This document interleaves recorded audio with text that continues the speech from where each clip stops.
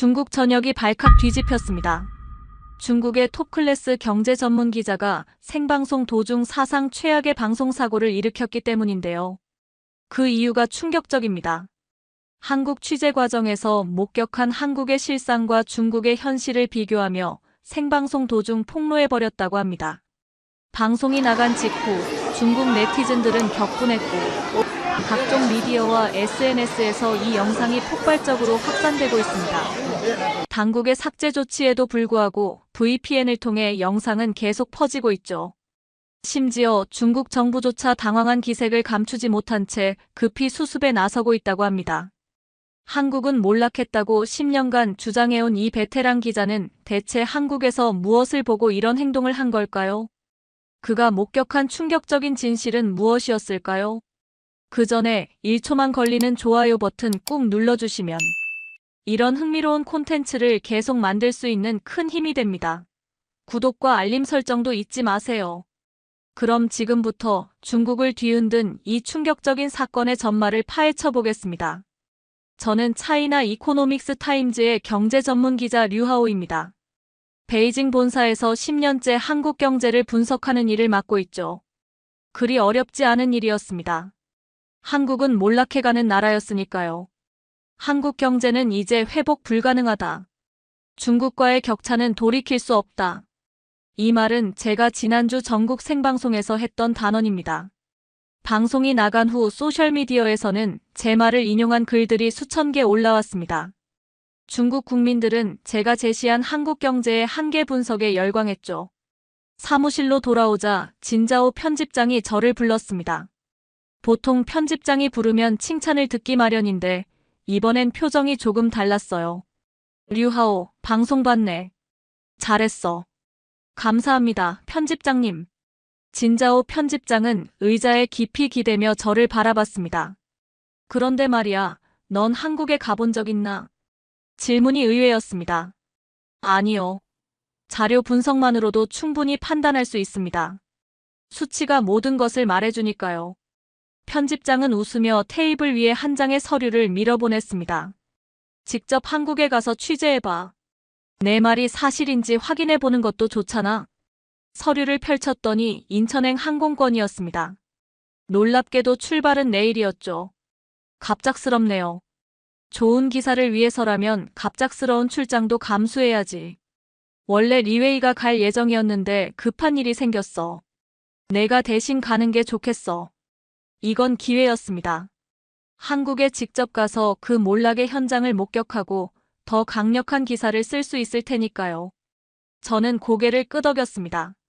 가겠습니다. 한국의 실상을 직접 보고 오겠습니다. 그날 저녁 위챗에 짧은 글을 올렸습니다.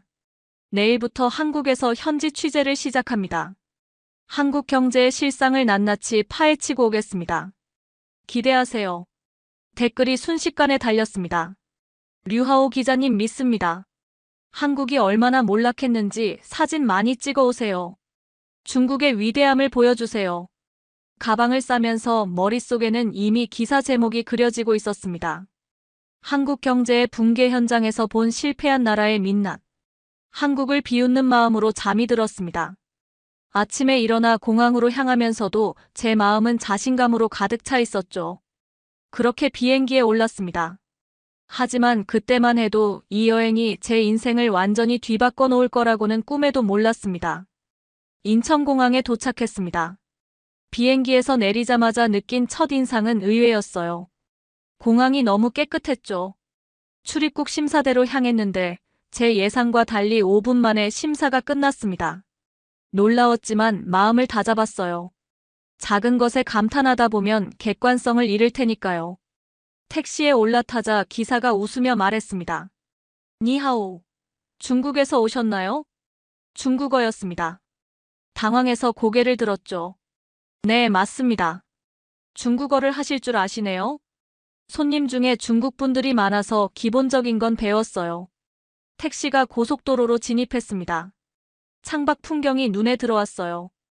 도로는 깨끗했고 차들은 질서 있게 움직였습니다. 이게 몰락한 나라라고. 도로도 깨끗하고 차들도 정돈되어 있잖아.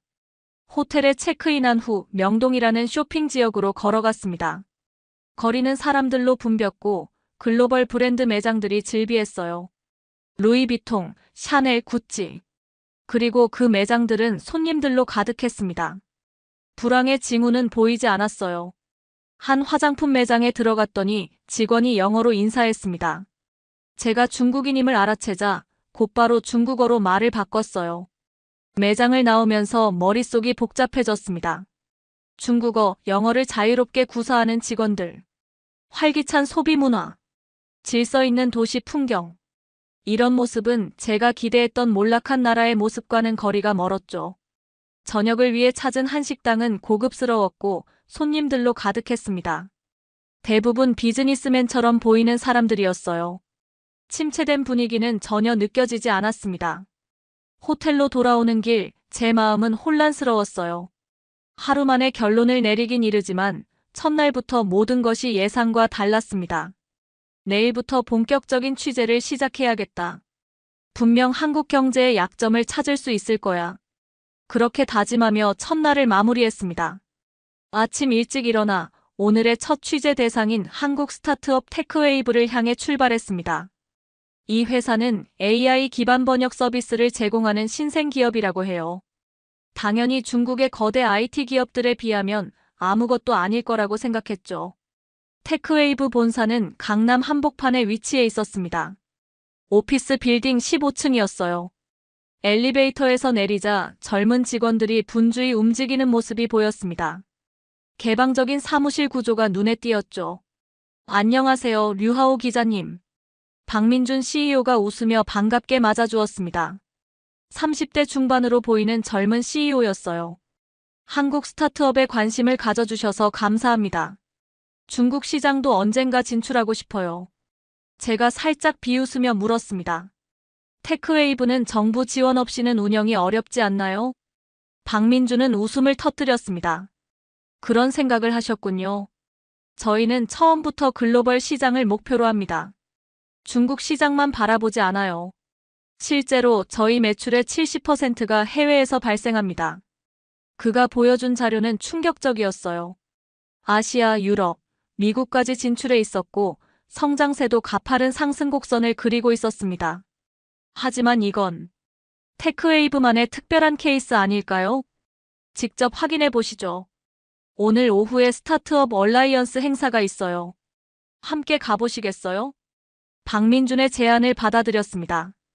행사장에 도착하자 수백 개의 스타트업이 부스를 차리고 있었어요.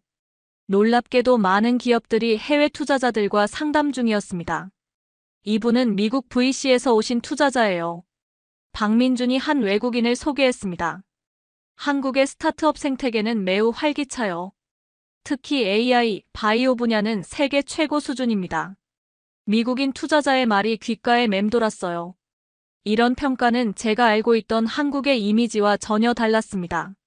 행사 후 박민준과 저녁 식사를 하면서 솔직한 질문을 던졌어요. 실제로 한국 스타트업들이 이렇게 잘 나가나요?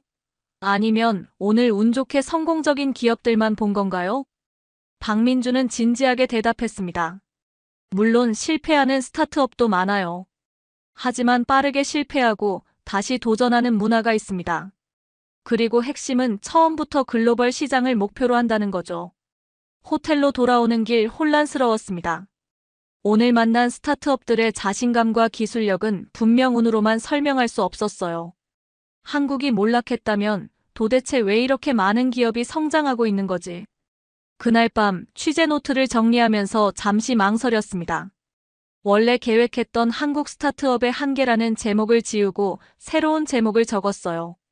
글로벌 시장을 품은 한국 스타트업들. 셋째 날 아침, 기대와 긴장이 섞인 마음으로 삼성전자 연구소를 향했습니다. 이곳이야말로 한국 경제의 허상을 파헤칠 수 있는 곳이라고 생각했어요.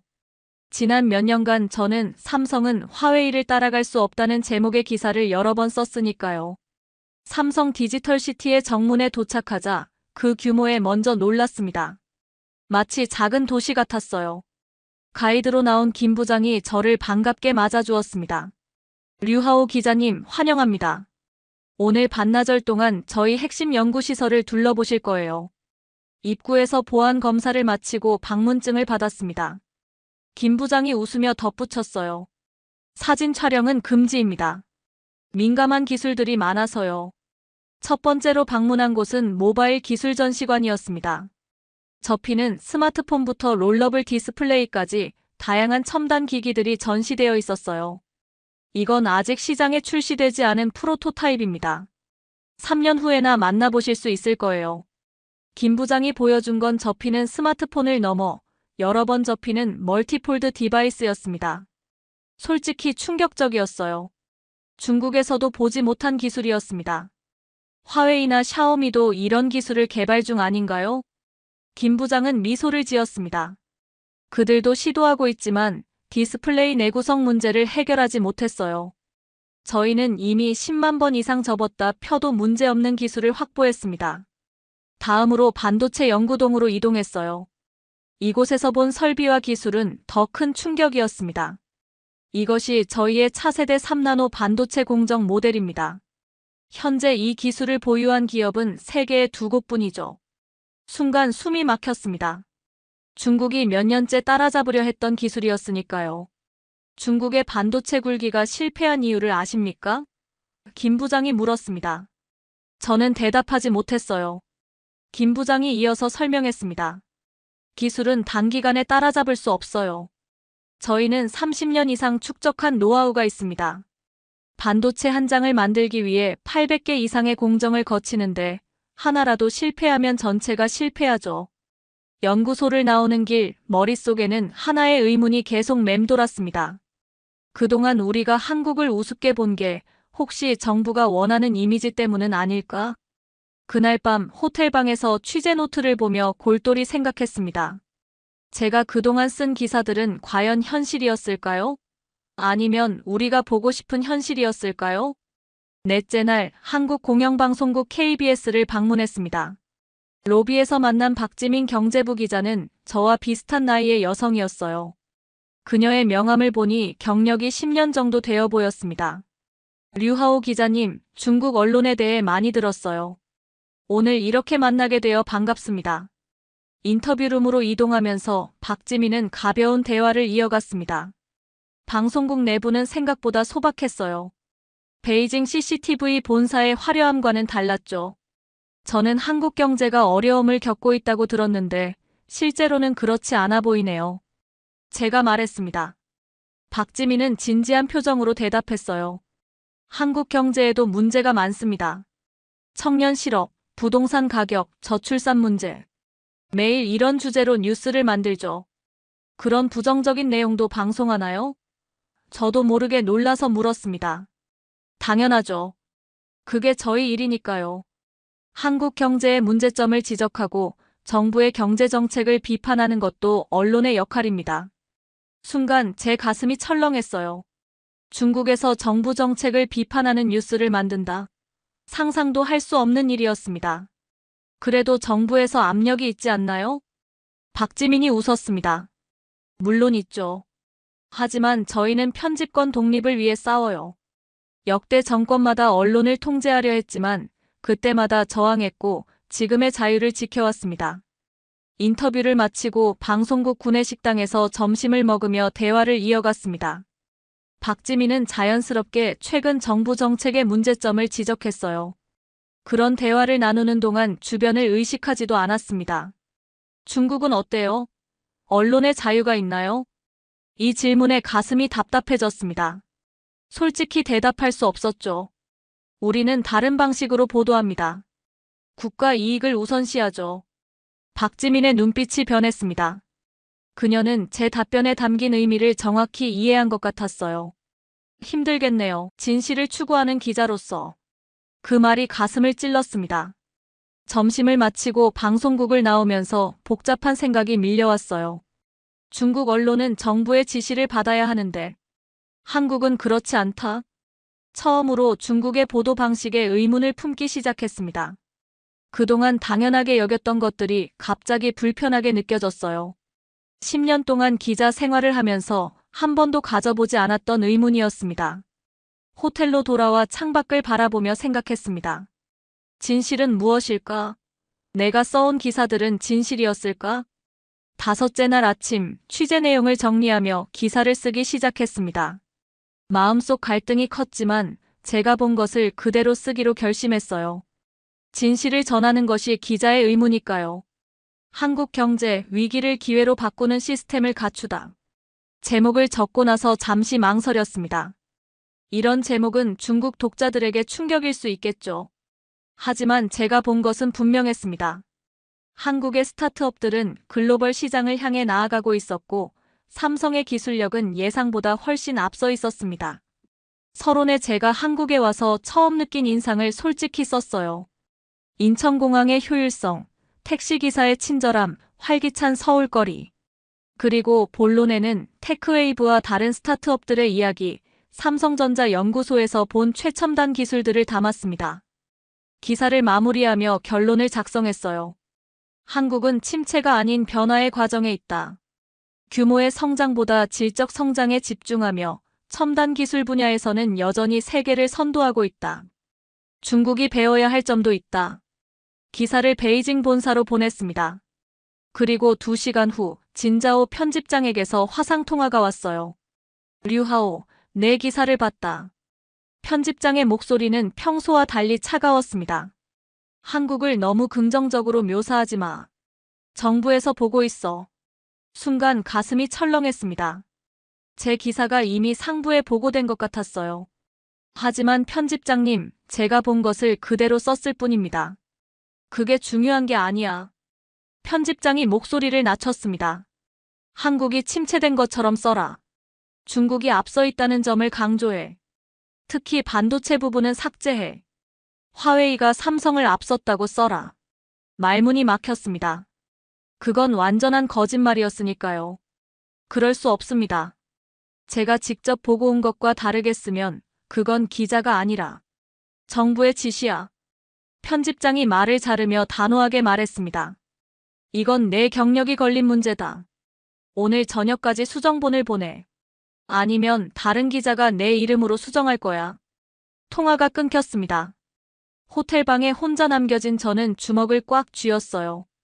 이건 기자가 아니라 정부의 홍보도구잖아. 창밖을 바라보며 복잡한 생각에 잠겼습니다. 지금까지 제가 써온 모든 기사들은 얼마나 진실에 가까웠을까요? 제가 비판해온 국가들은 정말 제가 묘사한 것처럼 나쁜 상황이었을까요? 이제 선택의 기로에 놓였습니다. 진실을 전할 것인가 아니면 체제에 순응할 것인가.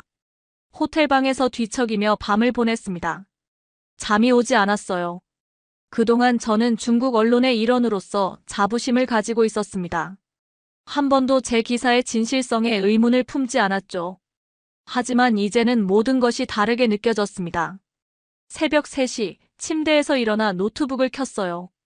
제가 한국에서 본 것들을 하나하나 떠올렸습니다. 자율적인 기업 문화.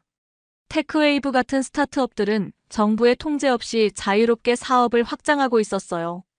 그들의 목표는 처음부터 글로벌 시장이었습니다. 빠르게 변화하는 기술력. 삼성전자의 연구소에서 본 기술들은 분명 세계 최고 수준이었어요. 특히 반도체 분야는 중국이 따라가기 어려운 수준이었습니다. 언론의 자유. 한국 기자들은 정부 정책을 비판할 수 있었어요. 그들은 진실을 추구하는 것을 두려워하지 않았습니다. 투명한 행정 시스템. 한국의 공공 서비스는 효율적이고 투명했습니다. 인천공항에서부터 느꼈던 그 질서정연함이 인상적이었어요. 제가 본 것은 몰락한 나라가 아니라 도전하는 나라였습니다. 그런데 편집장은 이 모든 것을 부정하고 거짓을 쓰라고 요구했어요. 이걸 사실대로 말하지 않는다면 난 기자가 아니다. 창밖을 보니 서울의 새벽이 밝아오고 있었습니다. 결심이 섰어요. 양심에 따라 행동하기로 했습니다.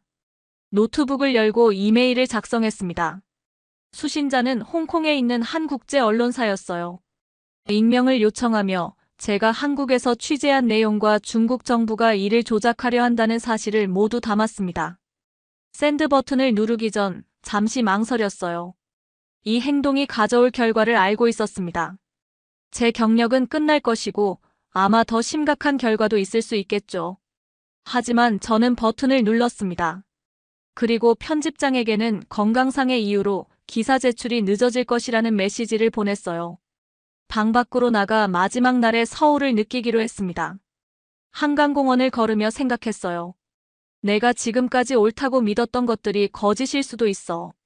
하지만 이제부터라도 진실을 추구하는 기자가 되겠어. 해가 한강 위로 떠오르는 모습을 바라보며 저 역시 새롭게 태어나는 기분이었습니다. 베이징으로 돌아온 지 3일 후 국제뉴스에 제 제보 내용이 보도되었습니다.